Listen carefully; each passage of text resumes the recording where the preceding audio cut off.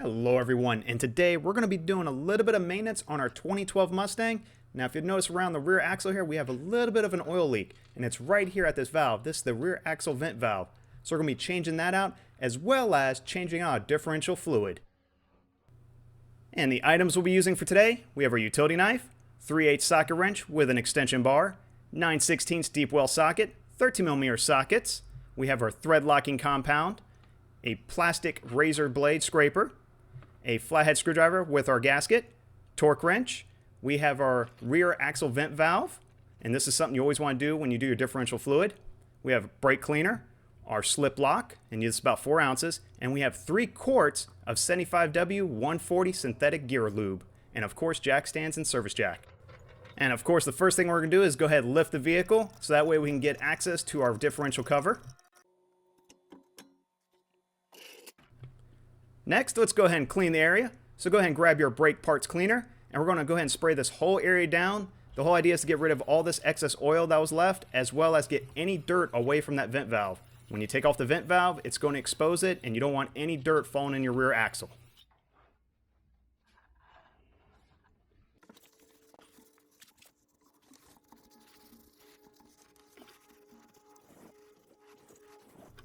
And we'll go ahead and wipe away any leftover oil. That's good enough for right now. And let's go ahead and take a look at our vent valve, make sure there's no dirt around it. And it looks pretty good. I don't see any dirt or debris around it, so that's safe to remove. And with that area clean, we're going to do 2 items in parallel. So let's go ahead and remove our differential cover bolts, and we're going to remove 9 of them. So grab your 13mm socket wrench and remove all of them except the top one. So we're going to remove 9 out of 10.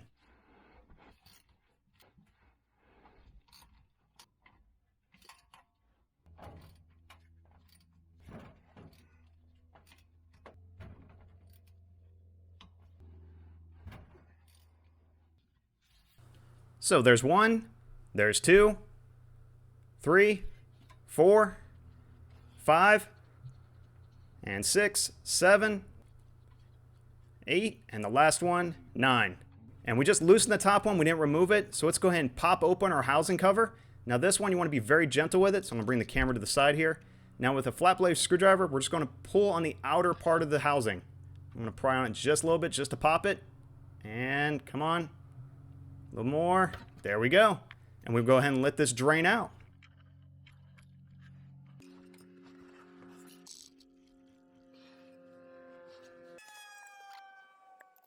And now that we have most of the oil drained out, let's go ahead and remove that top bolt so we can take the cover completely off.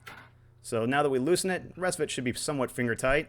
So let me go ahead and see if I can work this one out. And come on. There we go. And this cover should slide right out. I'm trying not to drop it. Don't want to make too much of a mess. Come on. And just a little bit of a wiggle. And there we go. Came right out. And we'll go ahead and place the cover aside and go back to that rear vent valve. And while the rest of that oil is draining, grab your 9/16 deep well socket and let's go ahead and remove this vent valve. And it should still be clean up there. You just got to be a little bit of a contortionist to get your arm in there. And it comes off fairly easy. It's not very tight. And let's see if I can get the rest of that off. There we go. And we'll go ahead and take our new one and see if we can put it on there the same way it came off. There we go. Grab your 9/16 socket again. We're going to go ahead and tighten this up to 15 foot-pounds. And with our cover on a bench, let's go ahead and clean it out. So I'm just do a quick inspection real quick to see how it looks. So far it doesn't look too bad on the inside. I don't see any metal shavings or anything. And it looks pretty clean. Very nice. So we'll go ahead and grab your plastic razor blade and we'll go ahead and scrape off the old gasket. Now this is very time consuming, take your time, and since we're using the plastic scraper, we don't have to worry about denting or messing up the cover itself. And this is a very important step because any of this silver gasket that's left behind can cause a leak when you reinstall it. So we're going to go ahead and make sure we get all of it off, and that way it looks like the same paint color it's inside the housing.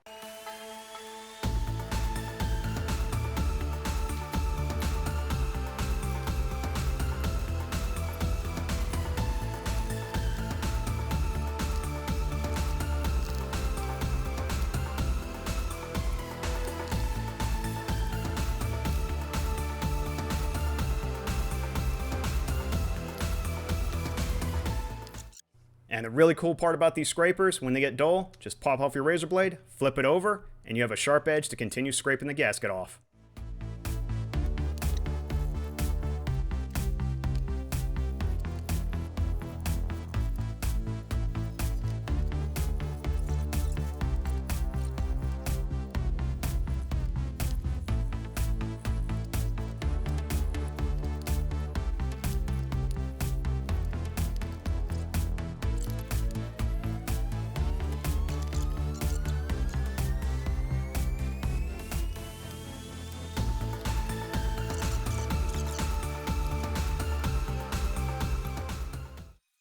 And now that we got the cover clean, let's go back to the housing.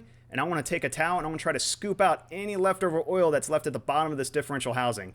It's going to be kind of messy, but it's kind of needed because I want to get all this old oil out of it. I want to make sure we get nothing but new oil in this.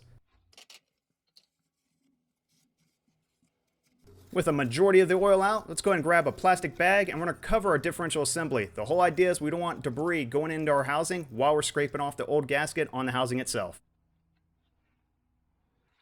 And then go ahead and grab your plastic razor scraper and go ahead and scrape off the old gasket on the housing itself. And now if you notice, I'm scraping towards the outside. That way most of this gasket will go outward, not inward.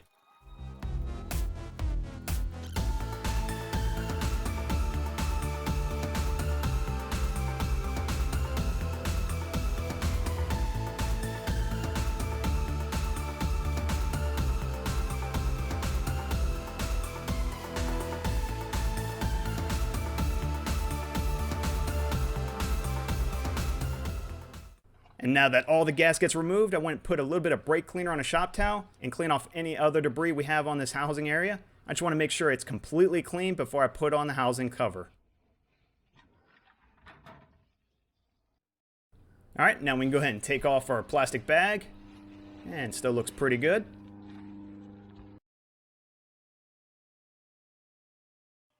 And now we're ready to go ahead and pre-fit our gasket on our housing cover. Now this gasket is a pre-made gasket. If you want, you can use the silicone gasket makers. However, I like this one just because it's quicker and it's cleaner. Now we're going to put a top bolt on the cover and make our way back to the differential housing. So the whole idea is we're going to use this top bolt right here to go ahead and install this gasket and gasket cover, and that way it helps us align it. So I'm going to go ahead and see if I can get this cover in here. Kind of have to shimmy it up there just a little bit. There we go. And I'm going to hand tight that top bolt. So let's see if I can get it in there. There we go. And that way we can align the cover with the bolt holes. And with everything aligned, let's go ahead and install the rest of these cover bolts. So I'm going to use a little bit of thread locking compound, and I'm going to hand tight every single one of these. So let's see if I can get this second one in there. There's the third, fourth, fifth, sixth, seventh, eighth, and ninth. And now that I have 9 of them done, let me take out the top one and add some thread locking compound to the top one and reinstall that one. Alright, now let's go ahead and grab our torque wrench, set to 33 foot-pounds, and we're going to tighten these in a specific order. Just go ahead and follow the diagram that's on the top right of the screen.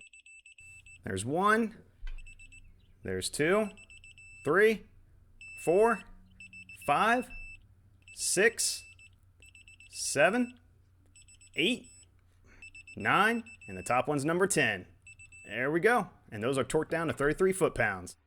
So for this year, it calls for 4 ounces of additive friction modifier. That's slip lock right here. And we're going to mix it in with our gear lube. So let's see if I'm going to twist off the cap here.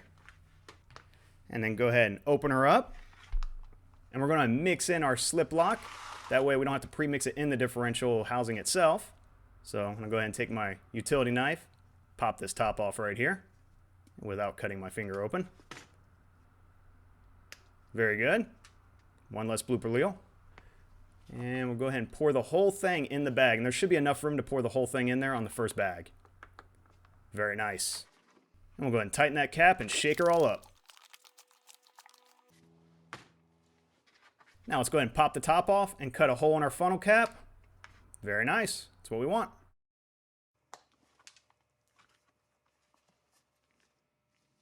Alright, now let's go ahead and identify where our filler plug is. It's right on the back where our differential housing is.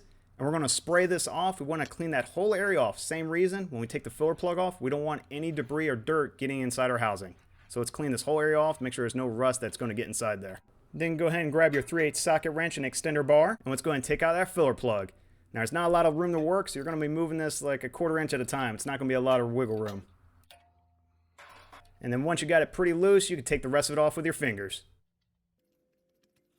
And now we're ready to go ahead and fill this differential housing. And I'm only going to do 2 quarts for right now. And we have this little funnel cap right here. So I'm going to get it right inside that filler hole. And I'm sorry that my hands are in the way. And we're going to go ahead and press on this bag until it's completely empty. This may take a moment because your filler cap does have a small hole in it, so this may take a few moments. And that feels pretty empty. So let me go ahead and take that one out and not make too much of a mess. So that's one bag down. And we'll go to the next bag and empty this one out as well. These hold 1 quart each, and I want to put 2 quarts for now. And there's the second bag. And now ready to install our filler plug, and I'm just going to hand tighten this one. I'm not going to torque it down. The whole idea is we want to lower the vehicle so we can level out this housing before putting in the last pint. And then let me go ahead and grab our service jack, and raise the vehicle up, remove our jack stands, and lower it back down. And now that the vehicle's on a level surface, we can remove that filler plug, and it should be hand tightened from earlier, and it should come right out. And come on. And there we go. Very nice. Now here's the cool part about these bags. You can get into tight places with not a lot of elbow room, and we only need 1 pint or half a quart. So we're going to use about half this bag. So let me see if I can get this bag in here while the vehicle's on the ground. So this might take me a second. Let me see if I can squeeze in that one little area. Now I'm trying to do this with a camera in a way, so it should be easier for you. And yep, looks like it's in there. And I'm going to press on this bag until it starts dripping out of the fill hole. And of course, after I made a big mess by squeezing on the bag too much, let's go ahead and apply a little bit of thread locking compound and reinstall our filler plug.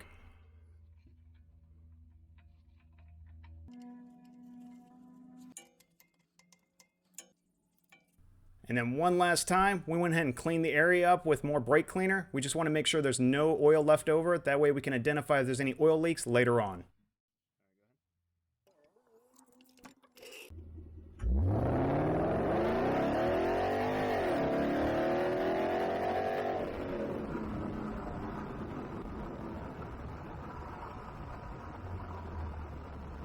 And it looks like that turned out pretty good. If you found the video helpful or entertaining, please like and subscribe.